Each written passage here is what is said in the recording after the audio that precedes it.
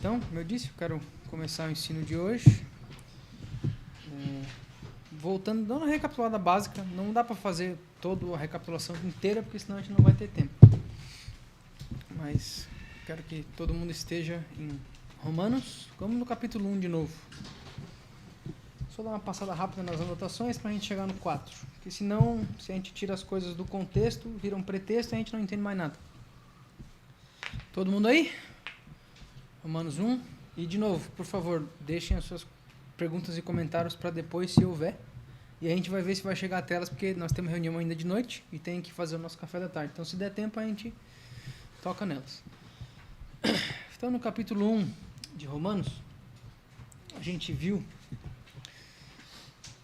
Nos versículos 1 e 2 já começa com o nosso chamado geral, porque todos nós temos um chamado, mas Shaul, um Eved de Yahushayahu HaMashiach, chamado para ser um Sholiach, um enviado, apartado para abençoar de Yahweh, beleza? A qual foi prometida antes dos seus Neviim, nas Kitvei HaKadosh. Então, nós temos essa profecia em Jeremias 31, que é a Bessorá de Yahuwah. Naqueles dias eu farei uma aliança com Yahudá e com Efraim. Versículo 3, a respeito de Yahushayahu HaMashiach. Então, a essência da Bessorá é o que o Mashiach fez por nós, a obra finalizada, categorizada. Pulando para o versículo 5, pelo qual nós recebemos o favor imerecido e o chamado de um Sholiach. Então, existe o ministério dos 5 ofícios, mas todos nós temos um chamado. E esse chamado é incomum. Todos nós fomos enviados às nações. A diferença disso para o ministério dos 5 ofícios é que esse chamado do qual o Sholiach Shaul fala aqui é o chamado geral do povo de Israel. Todos nós fomos enviados, um dos motivos da nossa diáspora é esse. A gente foi enviado para as nações para trazer outras pessoas e trazer a Bessorá para elas. Agora, não é todo mundo que vai ocupar uma cadeira como a do Sholiach Shaul, como a do Sholiach Moshe, porque isso é um chamado apontado divino. São duas coisas diferentes que têm a mesma essência. Versículo 5, pela obediência a Emuná, que tem o nome dele entre todos os Goim, entre os quais vocês também são chamados de Yahushayahu HaMashiach. Então aqui ele está dando a fundação, e agora no versículo 7 a gente vê com quem ele está falando, para as pessoas de Roma, Romiá, amados de Yahweh, chamados para ser israelitas Kedushim, favor merecido para vocês, e Shalom de Yahweh, nosso Abba, e o Salvador Yahushayahu HaMashiach. Então até o versículo 7 nós temos uma introdução. Depois, mais para baixo, ele começa a falar com essas pessoas diretamente. Versículo 11, eu gostaria muito de ver vocês, para que eu pudesse dar algum tipo de dom espiritual, para que vocês possam ser estabelecidos. Então, isso nos dá uma ideia que é uma congregação ainda não estabelecida. Talvez esses sejam os primeiros e-mails que ele está trocando com os líderes daquela região. Isso seja para que eu possa estar confortado junto com vocês pela emuná mútua, tanto de vocês quanto minha. Então, ele ainda não está nessa posição de estar confortado, porque ele ainda não deu esse dom espiritual, baseado no que nós estamos lendo aqui. Então, se trata de uma congregação tão jovem quanto a nossa. Por isso que eu acho extremamente importante nós passarmos por esse livro, porque aparentemente nós estamos no mesmo barco aqui. Mas agora, versículo 13, eu não lhes teria ignorantes, irmãos israelitas, que muitas vezes eu quis ir até vocês, mas fui infelizmente impedido, para que eu pudesse ter alguns frutos entre vocês, assim como entre os goim. Então eu queria estar aí, mas eu ainda não tenho os frutos que eu quero para chegar aí de mão cheia. Versículo 16, porque eu não sou envergonhado da Bessorá do Mashiach. Em outras palavras, eu falo para vocês o que tem que falar e eu espero que vocês façam o mesmo. E nesse versículo 16, nós temos a ordem dos fatores, por conta de Yahusha ter vindo em Yahudá e depois lançado a Bessorá aos Goim. A gente vê isso em Yohanan 4, nos versículos 5 a 9 e também em Atos 5, 8. Não precisa ir até lá. Mas basicamente ele falou para os discípulos, eu vou até lá, porque vocês não têm o nível espiritual e de maturidade para alcançar essas pessoas dos Goim. Vocês são judeus, vocês vão tratar eles igual lixo, igual o povo judeu fez naquela época. Deixa que eu vou lá e eu resolvo. Então, o versículo 1 ele está basicamente dando a fundação. Só que, dos versículos 20 para baixo, nós começamos a ver os primeiros problemas dessa galera. E o primeiro deles é a negação da divindade do Mashiach. E daí para frente nós vemos a lista de coisas que se dão quando a divindade do Mashiach é negada. E a gente já viu que é uma lista extremamente grande, E dos versículos 23 ao 25, nós temos o padrão, sequência dessa negação do Mashiach. Só conferir se está tudo certo, eu estava na cena errada. Então, dos versículos 25 ao 23, nós temos esse plano sequência do que acontece com quem nega o Mashiach. Mas a gente ainda não viu com quem o Sholiach está falando. A gente sabe que é a congregação de Roma, mas nós não sabemos exatamente se essa galera é efraimita, se essa galera é judia, se essa galera é, enfim, pagão voltando. Versículos 26 ao 28, por essa causa Yahweh os deu para as afeições vis, pois até as suas mulheres mudaram as relações sexuais naturais para aquilo que é contra a natureza. Então parte dessa perversão sexual que nós temos hoje em dia é pelo negar da divindade do Mashiach. Não é só por estar longe dele, mas negando quem ele é, a gente nega tudo que ele representa, inclusive a pureza das coisas e a ordem dos fatores, a decência e a ordem. E assim também os homens, versículo 27, deixando o relacionamento natural sexual com a mulher, queimando nas suas luxúrias uns pelos outros, homens com homens cometendo uma impureza vergonhosa, atos impuros vergonhosos, e recebendo de volta nos seus próprios corpos o pagamento por tal erro. Então não é à toa que o Cazuza morreu de AIDS, não é à toa que a Janis Joplin morreu com 27 anos, não é à toa que o Elvis Presley morreu, não é à toa que a Marilyn Monroe morreu tão cedo. A perversão sexual, a imoralidade sexual cobra um preço gravíssimo. E eu vi esses dias, eu não me lembro aonde que foi, mas alguém falando que a pornografia é de graça porque tu paga com a alma. É com a alma que no fim a conta vem. É lá atrás, depois você vai ter que explicar o que você fez.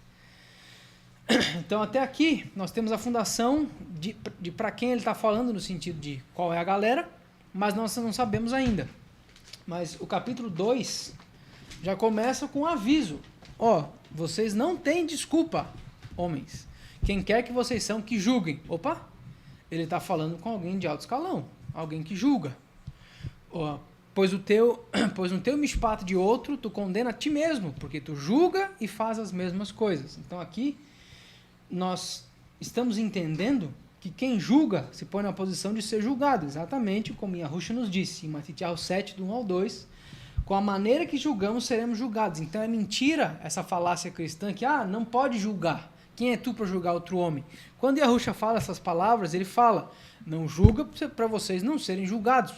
Não inventa moda, porque se vocês julgarem, se vocês derem as costas e fizerem o mesmo, vocês vão ser julgados também, pelo mesmo peso. Não que a gente não tivesse que ter juízes, porque se não tivesse, não teria um livro das Escrituras só falando dos juízes que Yahweh estabeleceu, os 70. Shemuel era um juiz, Shimshon era um juiz, e um rei, o que ele faz? Ele julga. Parte da tarefa de um rei, então nós não teríamos Davi, Shlomo, etc. Então, o Sholiach já está quebrando essa falácia do juízo, do julgamento. E, deixa eu ver, versículo 3. No versículo 3 ele já fala também, vocês também acham, ó homens, que julgam aqueles que fazem tais coisas e fazem o mesmo, que vocês vão escapar do mishpat de Yahweh? Então, até agora nós estamos falando com uma congregação jovem em terras não israelitas, em Roma, com pessoas que julgam e que aparentemente julgam e fazem as mesmas coisas que julgam. Até agora a gente não tem toda a história, mas eu acho que dá para saber de quem que nós estamos falando. Eu acho que dá para ficar bem claro de quem que nós estamos falando.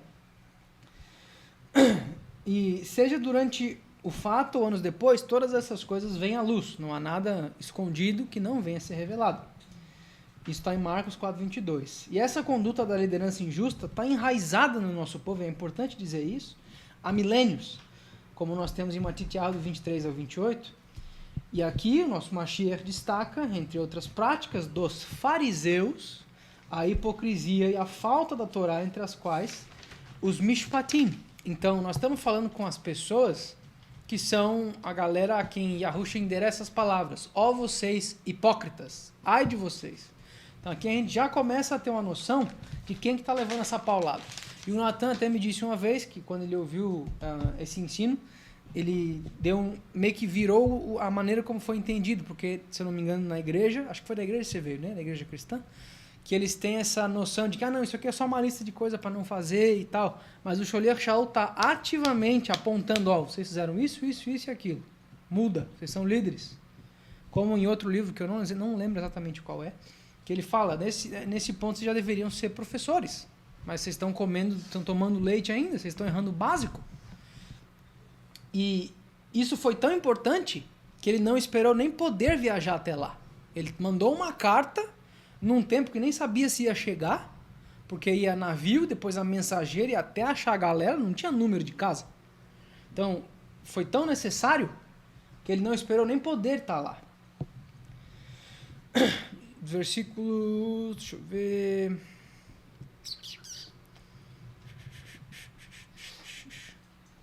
Versículo 8, e aqui a gente bate na tecla de por que são os judeus. Mas aqueles que são contentosos contra a Emet e não obedecem a Emet, mas na verdade obedecem à injustiça, para eles virá indignação e ira. Quem que nega Yohanan 14:15, que eu sou o caminho, a verdade e a vida? Os líderes fariseus. Eles negaram tanto que tentaram matar o rapaz. E foram bem-sucedidos entregando ele para os romanos. Então, essa congregação jovem não estava fazendo nada certo porque a premissa não estava certa. E se a premissa não está certa, que para nós é Yahusha, a conclusão vai estar errada também. E depois o Sholiach Shaul começa a dar mais algumas dicas. Portanto, no versículo 20, versículo 19, e vocês são confiantes, Romanos 2,19, que vocês mesmos são guias aos cegos espiritualmente, uma luz para aqueles que estão na escuridão, um instrutor dos tolos, e aqui está, um rabino de bebês, um professor de bebês, que se veem como padrão do Da'at, do conhecimento e da Emet, da verdade, que está na Torá. Pergunta, no tempo do Sholiach Shaul, os efraimitas sabiam o que era a Torá? Eles não sabem até hoje. Então é óbvio que o Sholiach Shaul não estava falando com o Efraim. Talvez ele estava falando para um grupo que se encontrava em Roma, que não estava na Judéia, mas ele não estava falando para efraimitas. E isso é verificado porque no tempo do Sholiach Shaul, ele era fariseu. Então existiam judeus romanos dentro de Roma. E eles tinham altas posições políticas. Tanto é que, como a gente está vendo nos estudos do Sholiach, tempos antes com o Mashiach, já tinha um tal de Herodes Antipas governando aquela região. Então ainda era um governador romano, um governador judeu romano. Depois foi para Pilatos, que era o governador geral, né? Então, 21, vocês que ensinam outro homem, vocês não ensinam a si mesmos? Aí ele começa a botar o dedo na cara. Vocês que proclamam que um homem não deve roubar, vocês roubam. Vocês que não cometem adultério, vocês fazem isso. Vocês que julgam, né, e falam que um homem não deve fazer. Vocês que odeiam a idolatria, vocês roubam templos. Vocês que se gabam na Torá, de novo, Efraim não conhecia a Torá, quanto mais se gabar nela. Através do quebrar dela, vocês desonram a Yahweh? Então, pois o nome de Yahweh é blasfemado entre os goim através de vocês, como está escrito. Então, lá no capítulo 1, ele falou, eu fiquei feliz que a fé de vocês veio até mim. Mas ele não falou se era uma fé boa ou ruim. E aqui a gente está vendo que era uma fé terrível, porque o nome de Yahweh estava sendo blasfemado entre os goim, entre as nações, através de vocês. Então, até agora, ele não está só batendo, ele está destruindo esses caras, está desossando esses caras. Vocês estão aí sentados igual a galera que julga, vocês acham que são professores, mas ao mesmo tempo vocês estão desonrando a Yahweh fazendo o que vocês estão mandando outras pessoas não fazerem. Esse é o clima amigável que nos leva até o versículo 3, o capítulo 3. E ele também toca na Brit Milá, no Acrobust, eu vou tocar um pouquinho nisso. Aí ele, falando sobre a Brit Milá, ele fala, que vantagem, capítulo 3. Tem o Yahudi, então, ou para que serve a Brit Milá? Muito, porque eles foram os primeiros a ser confiados com as palavras de Yahweh. Mas isso até me chamou muito a atenção quando eu comentei sobre o capítulo 3, até fui pesquisar profundo, porque, mas como assim os judeus foram os primeiros a receber a palavra de Yahweh? Não foi nos tempos de Noah que a palavra de Yahweh começou a ser proclamada, o nome dele? Não foi Hanok que escreveu muita coisa? Mas ele está falando das Davarim, da palavra de Yahusha. Os judeus receberam Yahusha primeiro porque ele nasceu na Judéia. Então, eles receberam as palavras de Yahweh pela primeira vez. E eles foram os primeiros a confiar nela. Logo, ele estava lá, né? Mas e se alguns não acreditarem, versículo 3? A incredulidade deles nulificará a emuná em Yahuwah? Então, ele está falando para uma galera que tem como liderança pessoas que não acreditam em Yahweh. Então a infidelidade deles vai desqualificar a emuná de vocês em Yahusha? De forma alguma, versículo 4. Que Yahweh seja verdadeiro, mas qualquer homem um mentiroso. Como está escrito, para que vocês possam ser provados tzadik pelas suas palavras. Não por quanto a Torá vocês falam, mas pelas suas palavras. Porque, e o Josivaldo fala disso de vez em quando, da boca sai o que está cheio o coração. Então, pelas suas palavras, vocês são feitos tzadik, porque Avraham não cumpria a Torá quando ele foi chamado. Peraí. E, no primeiro versículo do capítulo 3, o Sholiach Shaul reitera que um judeu não é aquele externamente. Um judeu é aquele que Halel, Yahudá, Halela Yahweh, aquele que dá Rodua Yahweh, aquele que adora Yahuwah. E por enquanto, deixa eu só ver aqui. Eu estou fazendo uma recapitulação breve. Tem os outros estudos estão no site no nosso site da IAT lá, inclusive. Vocês podem revisar se for o caso. Mas eu só quero pôr a mesa aqui para o capítulo 4. Deixa eu ver aqui. Enfim, aí depois ele dá outra lista das más condutas para quem ele está falando. E, lendo do versículo 28 até o capítulo 4, 3, 28. Portanto, nós concluímos que um homem é feito tzadik pela completa emuná, longe dos limitados miksat maaseh hatorá, ou do escolher, do pegar e escolher as obras da Torá, as meias obras, né? 29. Ele é o Alohá dos Yahudim somente? Ele também não é o Alohá dos Goim? Sim, claro, dos Goim também. Então aqui ele está falando em termos que os judeus entendem. 30. Já que é Alohá Echad, quem justifica a Brit Milá por emuná, e o Acrobustia, que é aquele que é um efraimita, né, que no seu nascimento, no nascimento do povo, era Brit Milá, mas depois foi separado e se transformou em Acrobustia. A Acrobustia é o prepúcio lançado fora, a circuncisão rejeitada. Então, outra pergunta que confirma que ele está falando não com os efraimitas, mas com os judeus, é que os efraimitas, a galera, principalmente os romanos, que tinham sido crescidos no paganismo britânico, então romano, eles não sabem o que raio é Brit Milá. Eles não sabiam o que raio era circuncisão. Ele está falando com a audiência judaica.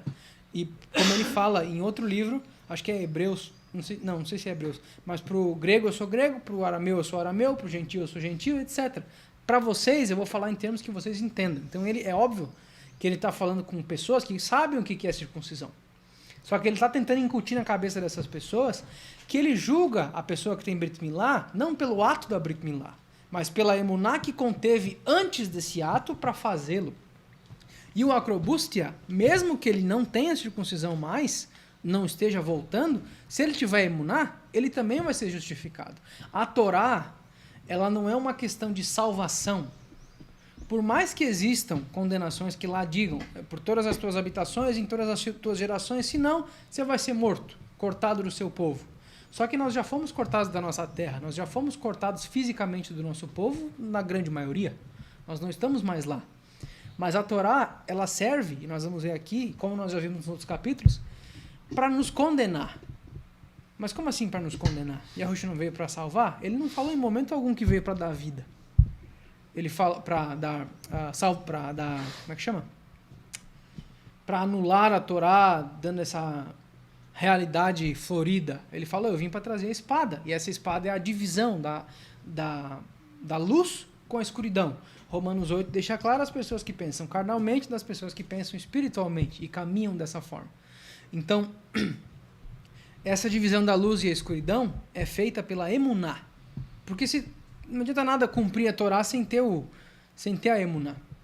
E aí, versículo 30, nós então fazemos a Torá vazia através da emuná pessoal?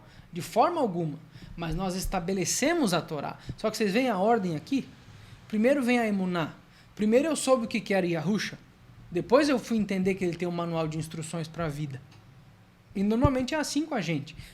As pessoas que nascem no judaísmo rabínico, farisaico, ortodoxo, eles, na grande maioria, eles não têm esse princípio do porquê que eles estão fazendo aquilo. Eles fazem da mesma maneira que um católico apostólico romano faz, porque os avós faziam. Principalmente as famílias que foram infelizmente afetadas pelo Holocausto. Ah, não, agora a gente vai lutar para não deixar esses costumes morrerem. Mas nisso se perde a essência. E aí nós chegamos no capítulo 4 de Romanos, dessa série Dissecando Romanos, capítulo 4. Deixa eu chegar aqui. Então, eu vou ler e daqui a pouco eu vou pedir para alguém ler algumas passagens. A gente vamos tentar ir devagar, porque eu sei que a gente tem outras coisas para fazer, mas vamos tentar ir devagar para que não se percam e também para que eu consiga respirar durante as minhas frases. Então, Romanos 4. O que diremos então sobre Abraham, nosso Abba, que viveu na carne antes de Elohá tê-lo chamado? Agora, é importante relatar e ressaltar essa frase, que viveu ou vivia na carne. Se eu perguntar para vocês aqui, a grande maioria não vai saber me dizer o que isso significa. Nós temos os pensamentos antigos da igreja, do catolicismo, do judaísmo, do agnosticismo, de todos os ismos possíveis, até do conhecimento padrão pop. O que é andar pela carne? Andar pela carne é estar longe da palavra. É uma forma disso, mas não é o significado total. Eu quero, Jéssica, por favor, vai para o capítulo 8 de Romanos e lê o versículo 1 e 2 para nós. Romanos 8, 1 e 2. Aqui nós vamos ter uma noção um pouco mais aprofundada do que é andar na carne, do que é viver na carne. Portanto, agora, nenhuma condenação há para os que estão no Machia e Arusha, que tem o seu alahá, não segundo a carne. Ter o alahá é caminhar, né? Viver o dia a dia, conduta. Mas segundo o Rua de Abba. Porque a Torá do Rua da Raim no Machia e Arusha me tornou livre da instrução do pecado e da morte. Obrigado. Então, basicamente, viver na carne, ou de acordo com ela, diz respeito ao andar, então a conduta diária da vida, de acordo com os desejos e vontades dessa carne. Então, ao invés de andar ponderando a palavra de Yahweh, de acordo com os desejos dele, o desejo dele qual que é? Sejam frutíferos e multipliquem-se, Bereshit 1:26. Não, eu não quero ter filho porque eu não estou afim de cuidar, não estou afim de trabalho. Não estou afim de casar porque hoje não faz mais sentido. Eu pego uma pessoa de noite e amanhã está tudo bem. Só secreto o meu desejo sobre aquela pessoa e já era. Viver sobre a carne, óbvio, tem como essência a perversão do que Yahweh estabeleceu por certo. Mas é o caminhar contínuo, de acordo com os nossos desejos e vontades, que são especificamente contra a Torá, do Ruach, e presta atenção no finalzinho do versículo 2, no versículo 2, do Ruach da Raim, em Yahusha. Então eles são contra a Torá, do Ruach da vida de Yahusha e Yahweh Mashiach, buscando, ao invés disso, a Torá do pecado e do que? Da morte. Então, quando a gente caminha de acordo com a carne, ou vive nela, a gente está em piloto automático indo para a morte. E o que é ir para a morte? Tem um bocado de gente que caminha contra a Torá e não morre cedo. Vive até 100 e tantos anos de idade, faz o que quer, fica trilionário fazendo besteira. Mas a morte não é só do corpo físico. A morte que mais importa é a final, ou a segunda, quando o nosso ruach, ou a nossa alma, não vive mais. Então a recompensa, o salário do pecado é a morte. Então viver na carne, nós temos uma definição um pouco mais precisa agora, é caminhar de acordo com as vontades e desejos que não nos levam para a vida no Mashiach, que é a vida regrada, disciplinada, de acordo com os estatutos, mandamentos de juízo, mas pelo contrário, para a morte e para o pecado que leva a ela. E isso ficou claro também como nós lemos hoje, em Devarim 28. A recompensa da desobediência nada mais é do que sofrimento e morte. Não só para a gente, mas para todo mundo que vem depois da gente. Romanos 4:2. Voltando para Romanos 4:2. A gente vai se mexer um pouco, galera. Então preparem-se. Pois se Abraham foi justificado somente por mitzvot, ele teve alguma coisa do que se gabar, mas não diante de Yahweh. Em outras palavras, se gabar dos nossos mitzvot feitos nos dá somente crédito para com os homens. Pô, os caras foram lá, os caras fizeram açucar de madeira, pá, com as com as arvorezinhas, com as frutas. Os caras trabalharam bastante. Pô, que legal. Quão bonito ficou aquilo, que divertido que deve ter ficado. Eu quero fazer isso também. Só que nós perdemos a importância, porque virou uma troca. Não, eu vou fazer açúcar e você me dá mais vida. Eu vou fazer açúcar e você me dá filhos. É uma troca. A gente perde a essência da obediência. Nosso sacrifício físico não serve de nada se nós não obedecermos ele. Eu acho, tenho para mim, e eu digo eu acho porque eu não sei se isso está nas escrituras, mas um dos motivos pelo qual Yahusha removeu o sistema de sacrifício, sendo ele o sacrifício final, é por essa legalidade. Não, eu vou matar o meu vizinho porque ele me ofendeu, mas eu vou continuar indo no templo sacrificando como se nada tivesse acontecido. Nós perdemos a essência. Por isso, a importância de se examinar e checar constantemente as nossas motivações para as coisas. Por isso que eu volto lá naquele negócio da Pessah.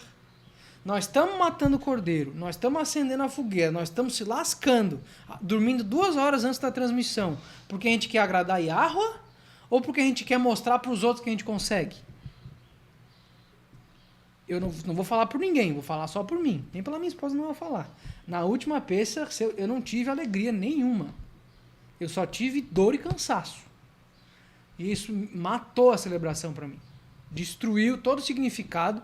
Talvez eu tenha me lembrado de Yahusha ao longo do tempo, até porque quando você vai fazendo as coisas de Yahweh ao longo daquele tempo que você está ali envolvido, fica divertido de novo, você começa a lembrar. Mas até aquele ponto X, eu queria estar dormindo em casa, não queria estar ali, eu não tive a alegria de estar ali.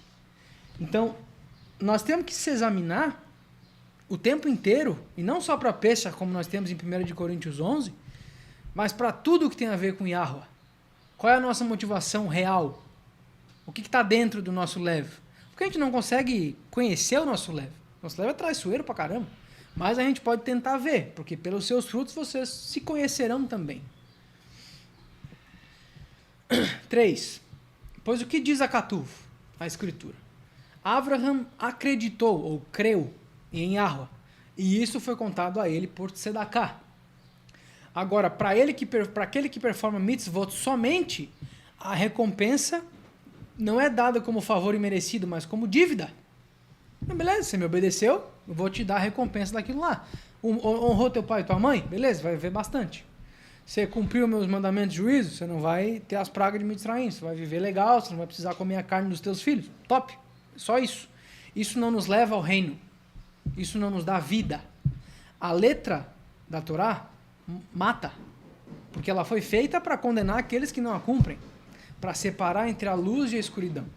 Mas o Ruach pelo qual nós a obedecemos nos traz vida.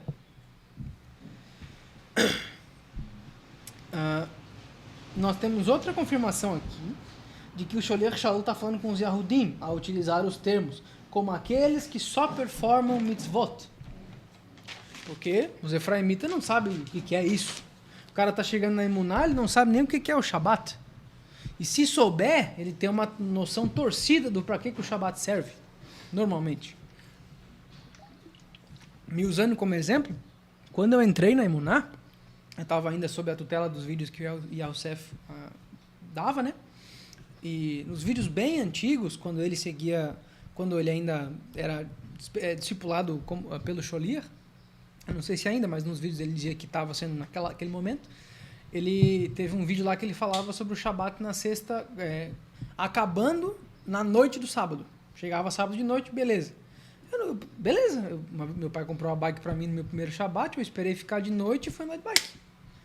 Porque quando a gente entra na Emuná, a gente não sabe diferenciar A de B, do C e do D. Então a Emuná que nos traz para isso. Mas sem essa Emuná, vira um manual de instruçõezinha que você faz ali no sábado e deu. Vou fazer o que eu quiser depois. Porque a Torá está cumprida. 5. Romanos 4, 5. Mas para aquele que não trabalha, não faz obras, mas acredita naquele que fez tzadik, fez justo, aquele que era injusto, a emuná dele é contada como justiça, como tzedakah. Assim como David também descreveu o status abençoado do homem, a quem Yahweh imputa tzedakah sem os mitzvot completos. Natan, Terrilim 32, por favor. Terrilim 32. Salmos 32.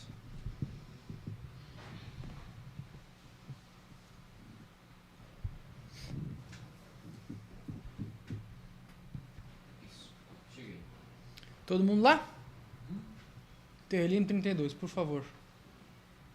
Abençoado é ele cuja transgressão é esquecida, é perdoada, cujo pecado é coberto. Beleza. Aqui, não que não seja importante, mas isso que o Sholiach Shaul falou está encontrado na Torá. Agora eu pergunto para vocês, da onde que as pessoas disseram ou tiraram que o Sholiach Shaul vai contra a Torá? Se alguém puder ter algum palpite. A minha visão, até agora aqui ele não falou nada passando a mão na cabeça, certo? Ele só deu aqui, ó. Só deu chicotada na galera. Vocês acham que as pessoas que cumpriam a Torá naquele tempo iam falar bem de alguém que estava esculachando líderes da Torá daquele tempo?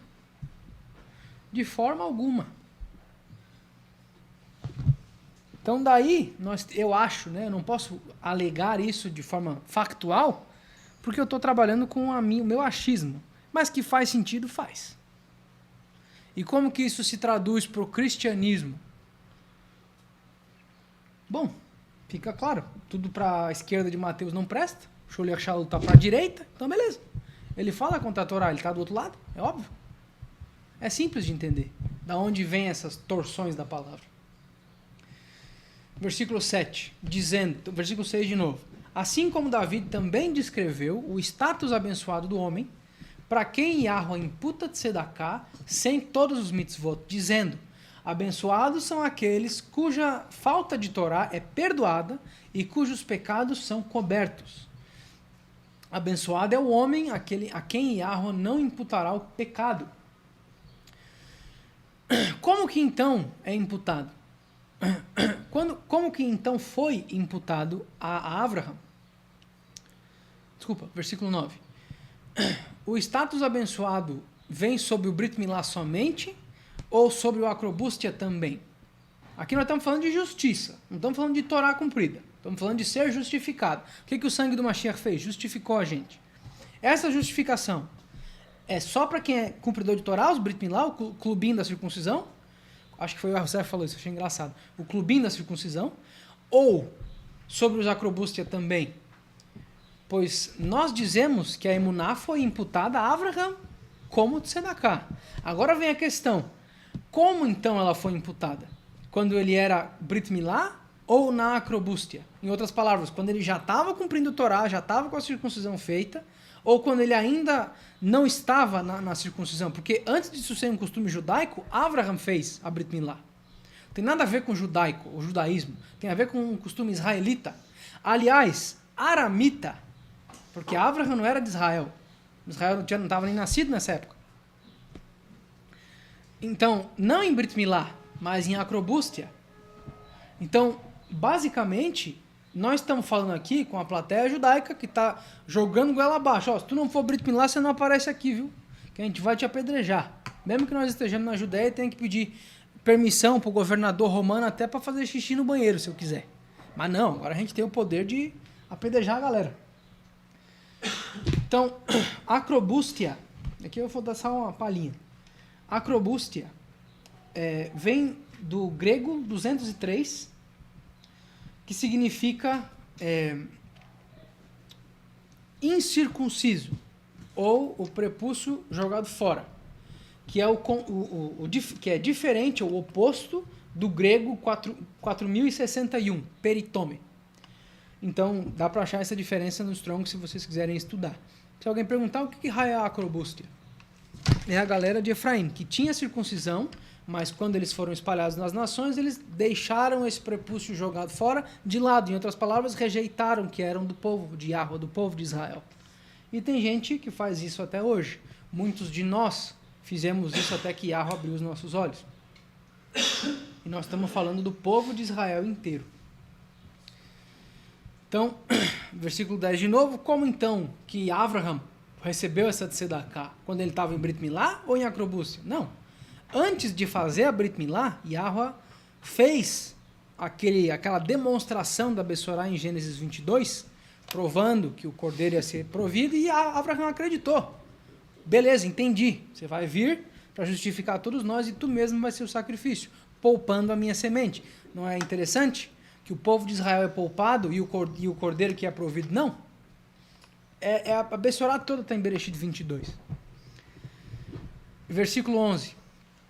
E ele recebeu o sinal da Brit Milá como um selo da tzedakah, como um selo da justiça, da emuná dele, enquanto ele ainda era acrobústia, enquanto ele ainda não tinha a Torá cumprida, para que ele pudesse ser o Abba de todos, não só dos judeus, não só dos rotulados judeus pela Inquisição, não só os rotulados judeus pelo judaísmo ortodoxo, para que todos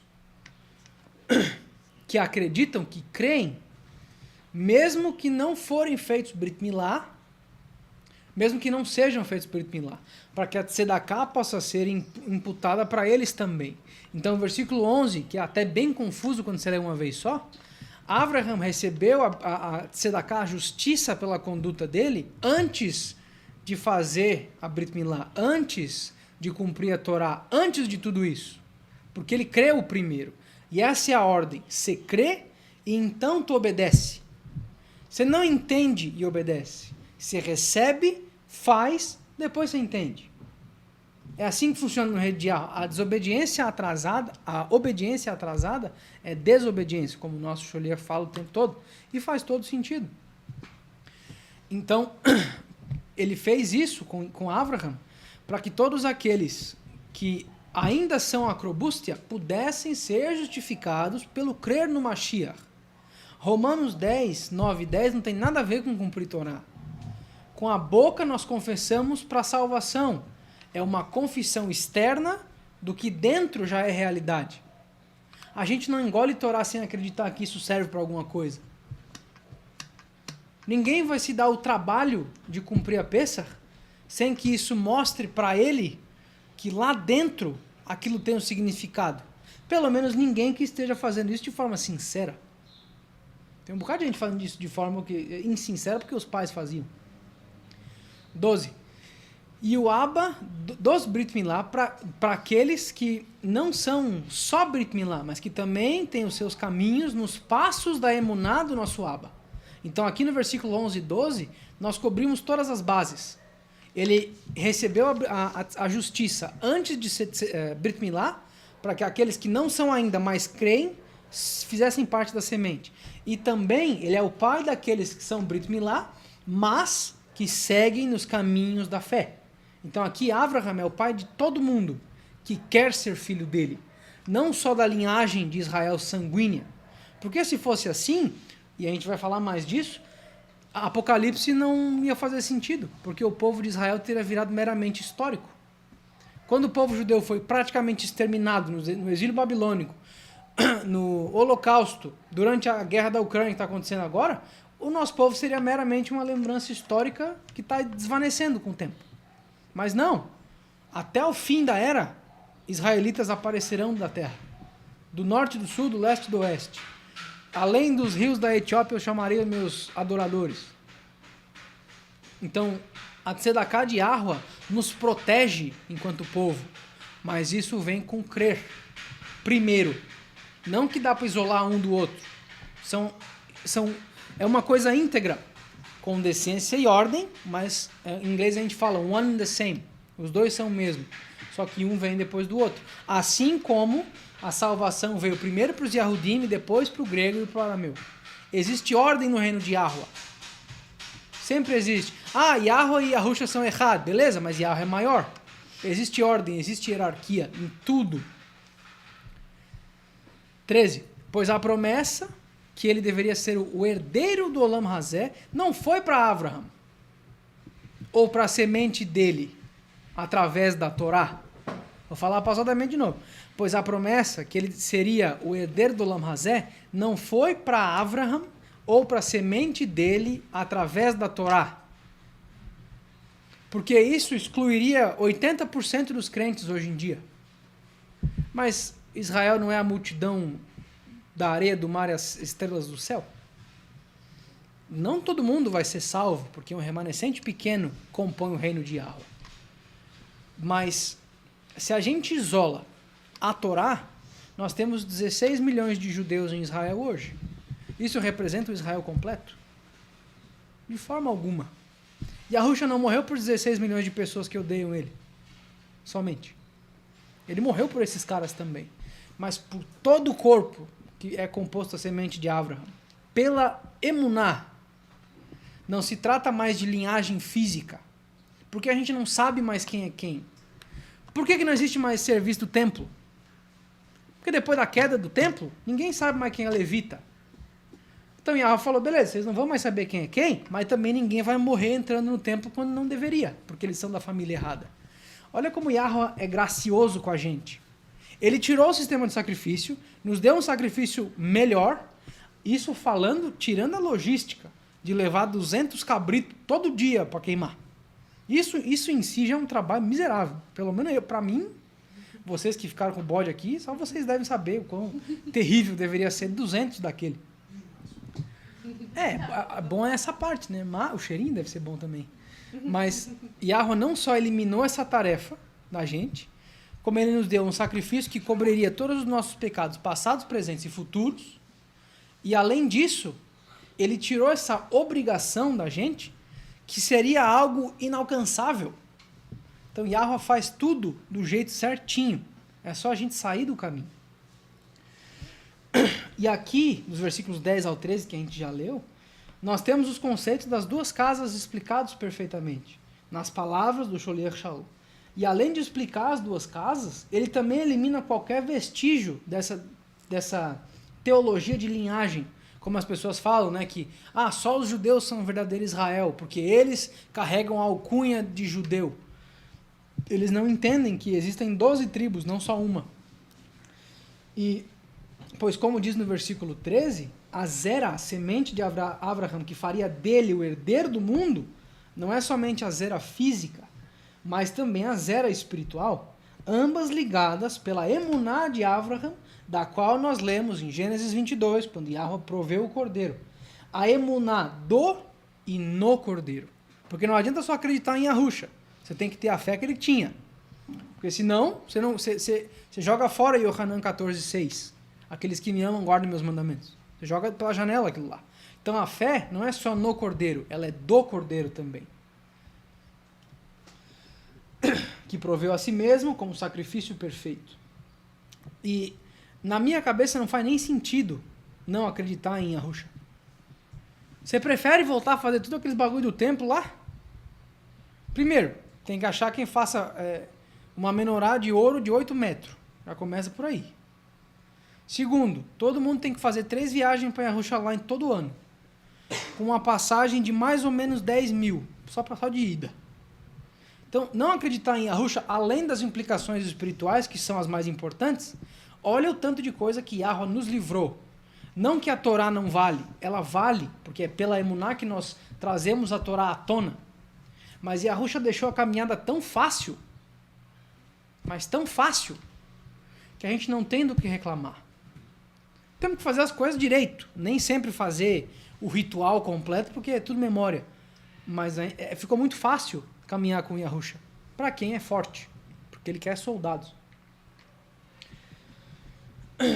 E além disso, nesse mesmo versículo 13, nós vemos mais uma alfinetada nos Yahudim. Ou para a zera dele através da Torá.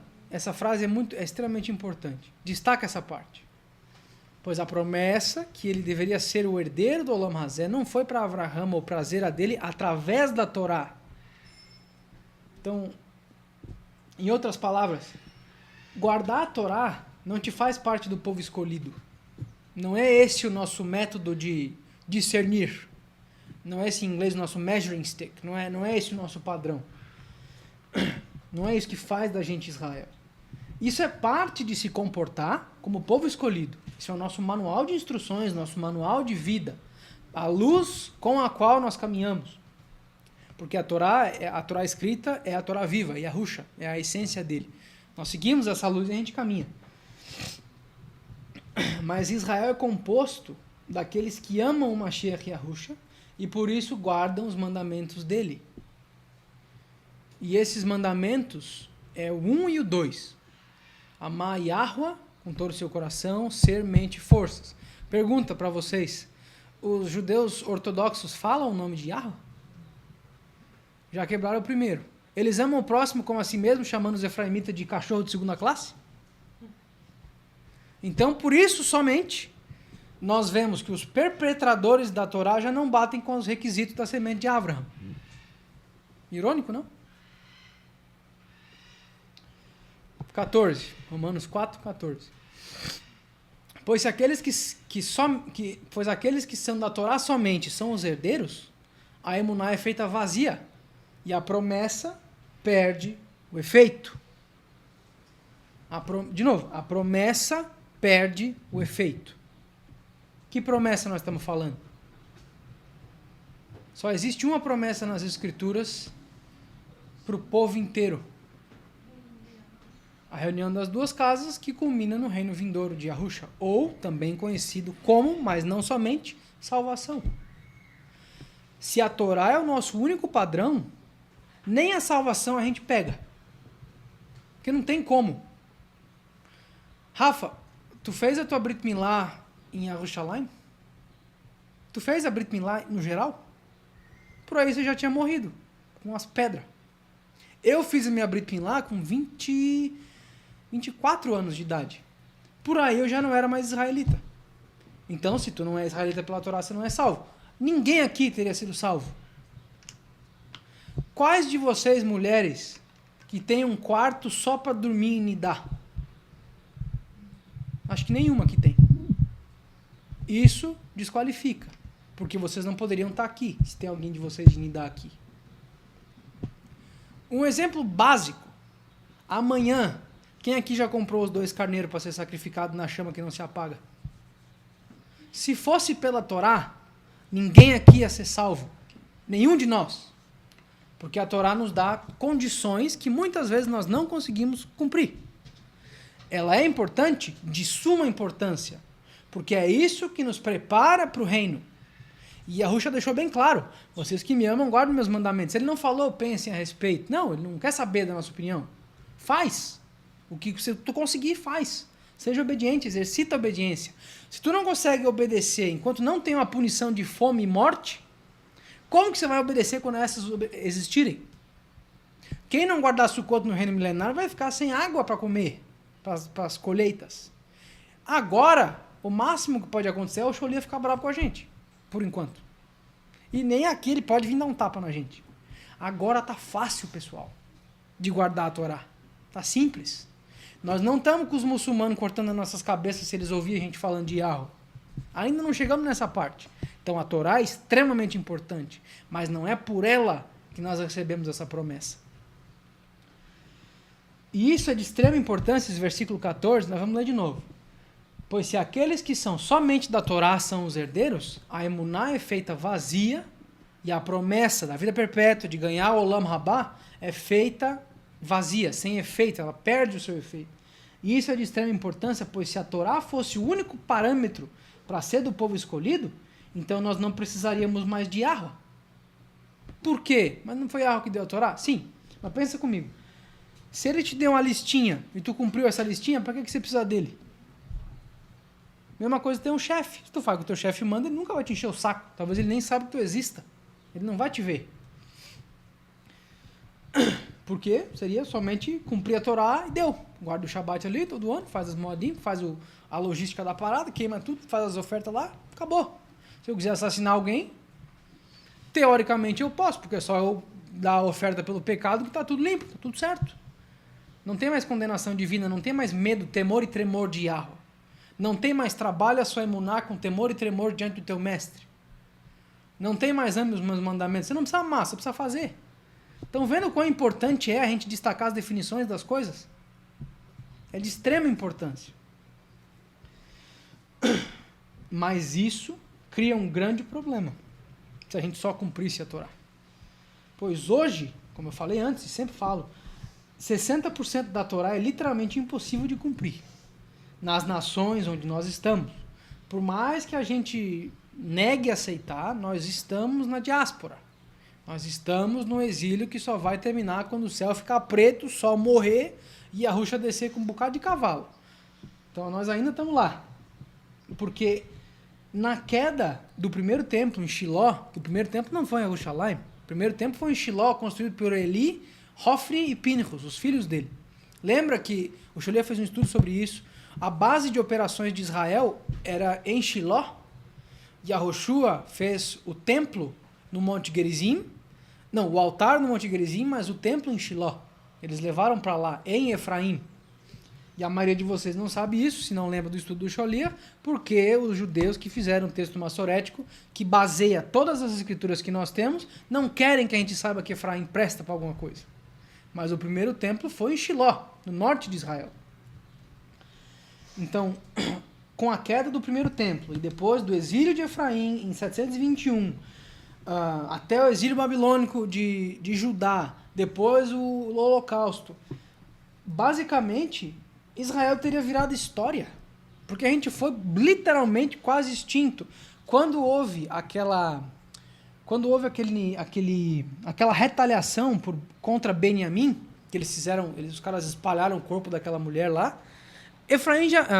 Benjamim teria sido extinto ali, se as tribos não tivessem entrado num consenso. Então daí de 12 seríamos 11. Dan foi expulso da recompensa de Apocalipse, temos 10. Efraim e Menaxé estão supostamente perdidos nas nações, temos 8. Estão vendo que só pelos efeitos básicos que a gente conhece da história, tirando as perseguições, o nosso povo teria virado fumaça há muito tempo? Agora eu pergunto para vocês, se o nosso povo tivesse virado fumaça na Idade Média, como quase aconteceu, quem que ia guardar a Torá? Se os únicos que perpetravam ela teriam sumido.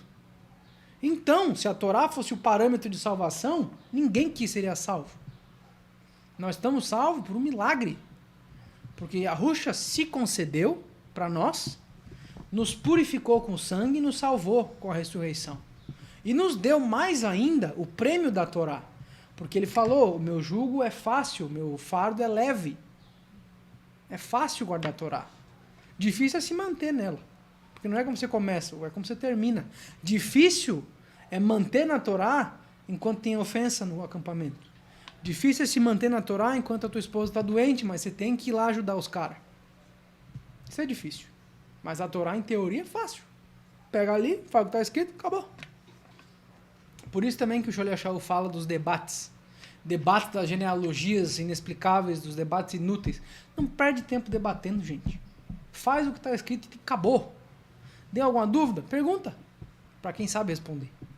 Não adianta ficar fazendo pergunta entre si se vocês não sabem o conhecimento. Pergunta para quem sabe. Para o Sholiach, para o Sr. Bob, para o Sr. Brito. Eles vão saber te dizer. Mas faz o que está escrito. Está escrito. Uma coisa que me incomoda muito é que os judeus não deixam mulher usar tzitzit. Então quer dizer que só eles podem se lembrar que são israelitas. Só os homens. Então aí Satanás quebra 50% da população. Do mundo. Ah, mas fala filhos de Israel. Beleza, fala filhos de Israel nos 10 mandamentos. Significa que só os homens têm que cumprir. As mulheres podem se prostituir e voltar para casa como se nada tivesse acontecido. Olha a incoerência e os pesos e medidas desiguais. Isso me irrita, me incomoda profundamente. Homens e mulheres fazem parte do reino de Yahweh. Não é um exército chauvinista, machista. É um exército feito de homens e mulheres, filhos e filhas de Yahweh. Se eu estou apontando algum dedo para alguém, se a carapuça serviu, aí é com vocês. Voltando aqui, se a Torá fosse o nosso parâmetro, nosso povo teria virado história há muito tempo, e a Torá basicamente teria perdido os requisitos básicos, como ter o local de sacrifício, ter um fácil acesso a Jerusalém, todo mundo participar em Sukkot, cada um com a sua cabaninha, 100% dentro dela durante os 7 dias. A gente, se falasse mal do rei tijolo, não fale mal do seu príncipe. Tudo Torá isso. E levando em consideração, e essa é a parte mais importante que eu estava falando antes, que os 12 portões de Razon 21:12 são os 12 portões das 12 tribos de Israel. Se o povo virou fumaça, quem que vai entrar por esses portões? Ninguém. Então não tem salvação. Por mais que doa aceitar, a Torá não salva. Ela ensina a ser salvo. Porque todas as Moadim nos levam ao Mashiach. Não tem como isolar o Mashiach delas. É impossível. Pega todas elas. Pesach, é óbvio, o Mashiach morreu por nós. Hag Matzot, ele é o pão sem fermento e nós comemos em lembrança do sofrimento dele por nós. Shavuot, nós somos os primeiros frutos da colheita dele.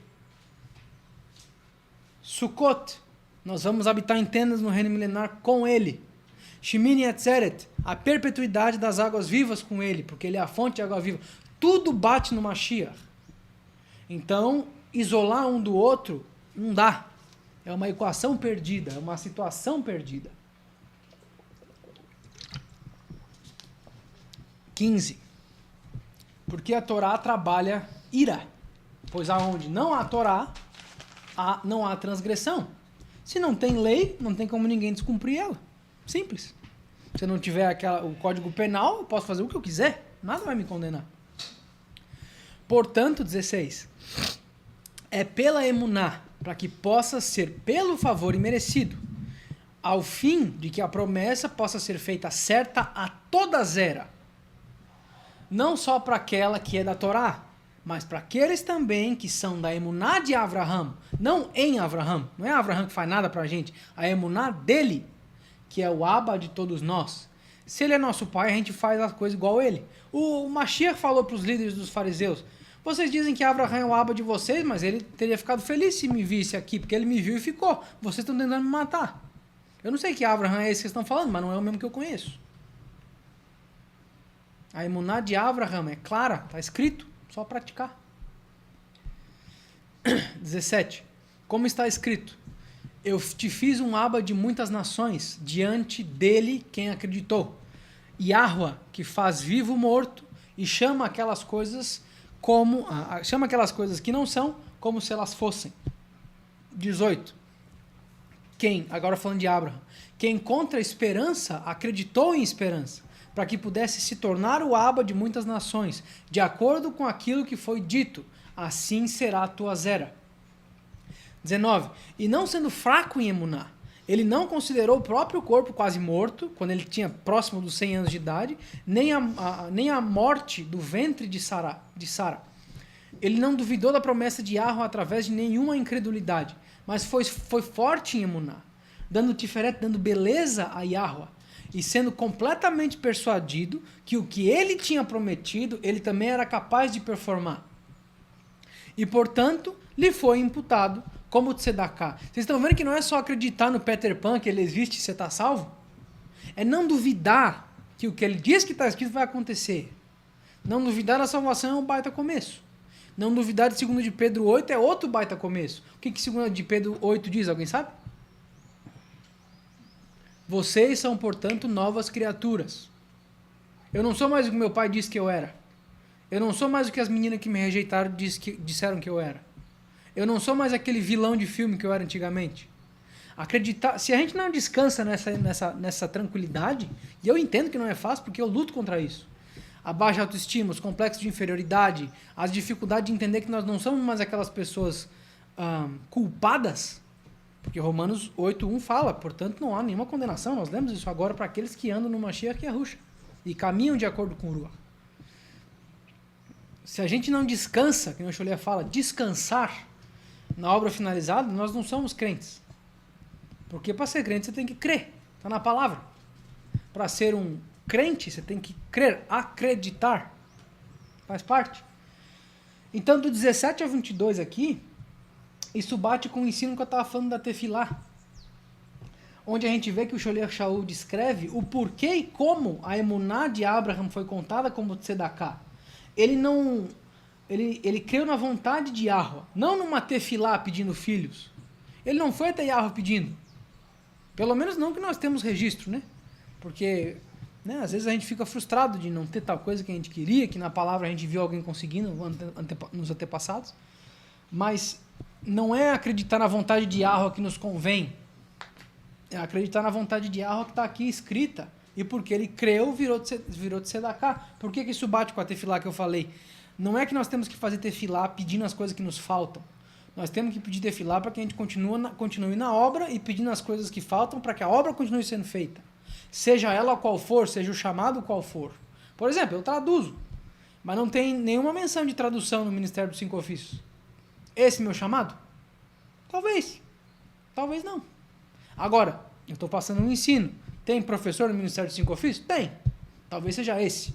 Só Yahweh pode revelar isso no íntimo, no secreto da gente. Mas a gente não pede, não acredita no que a gente pediu, porque a gente, eu pedi um fora de casa, semana que vem vai estar aí. Não é isso que compõe Emuná. Emuná é para mover montanha. Que montanha? O capeta na minha frente. Toma. Acabou. Vai embora. Tá doente? Tá, mas não. Foi-se. Marcos 16 deixa claro. Eu vou falar disso hoje de noite ainda.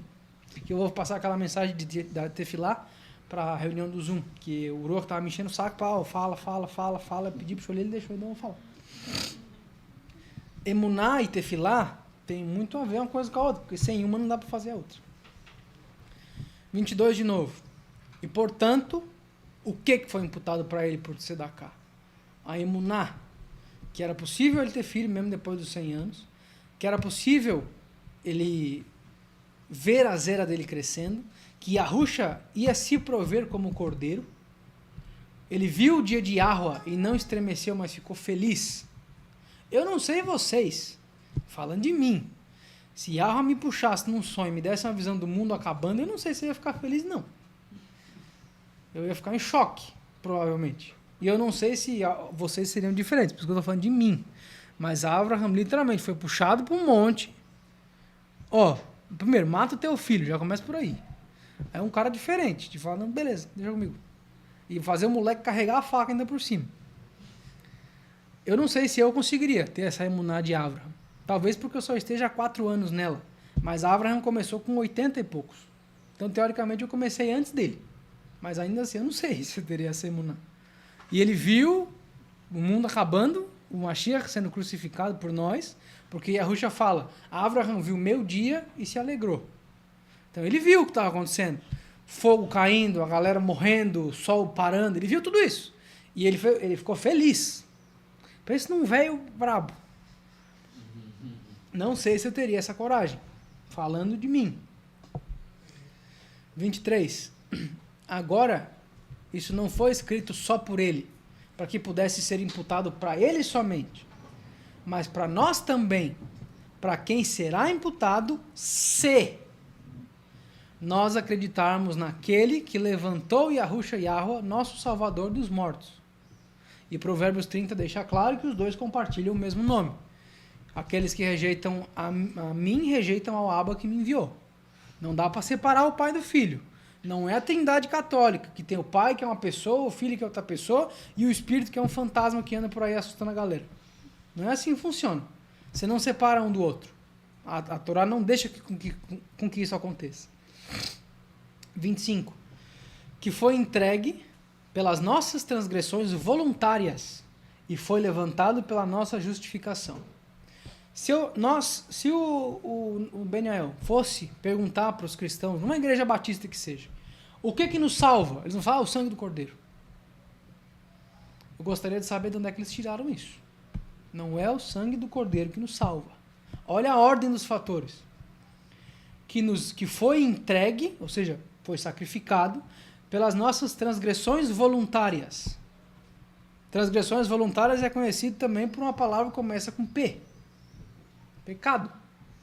Então, o sangue dele derramado limpa os nossos pecados. Ele não salva ninguém. Olha o próximo item. E levantou de novo para a nossa justificação, que é conhecida como uma palavra com S. Salvação. O que salva é a ressuscitação dele. Porque eu vivo, vocês viverão também. Não é pelo sangue. Próxima vez que alguém falar, o sangue dele salva. Não. A ressuscitação dele salva. O sangue nos limpa. Se ele tivesse sangrado e não tivesse morrido e voltado, ninguém seria salvo. Ele não teria esvaziado o seio de Abraham para isso. Ele só teria tomado uma flechada. E ele seria mais um santo católico. Simples. E essa é a minha mensagem. Mas não faço a minha hora.